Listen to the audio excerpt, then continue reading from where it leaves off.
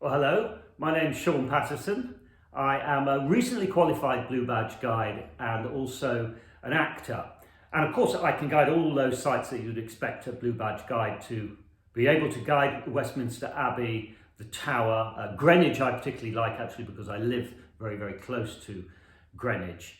I have actually been guiding for about 10 years before though, specialising in social history tours, looking at Victorian conditions in various parts of London, Spitalfields, Deptford, where I actually live, the poorer parts of Westminster and Clerkenwell, and also specialising in literary walks, which gives me a chance to use my actor skills in reading and so forth.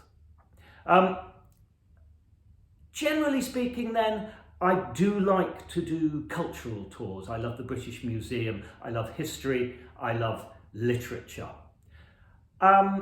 What I'm going to do now is explain an object to you. So here it is.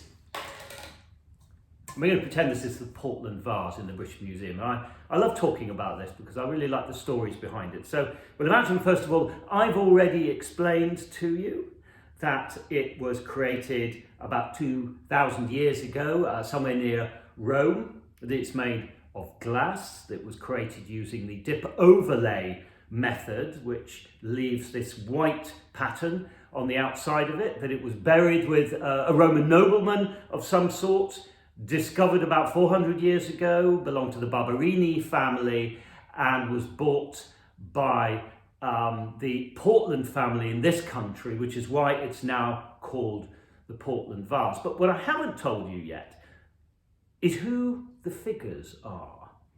And if truth be told, we don't know for sure, but there were a couple of interesting theories.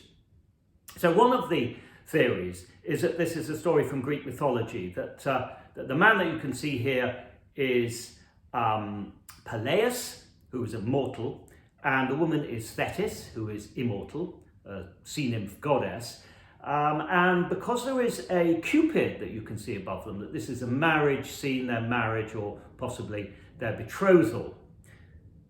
But around the other side of the vase, there is a woman looking a little upset, sort of lying back in a chair with a man next to her who may be comforting her. And this leads me to another theory, one I really like actually, which is that this is actually a portrayal of a real story that happened a little over 2,000 years ago. And that this is in fact Cleopatra and Mark Antony, who had a passionate affair, but Mark Antony's married.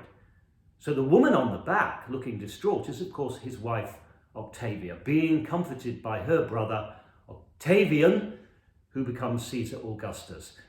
And the reason I like that theory is that that would make this a version of a sort of gossip magazine for celebrities.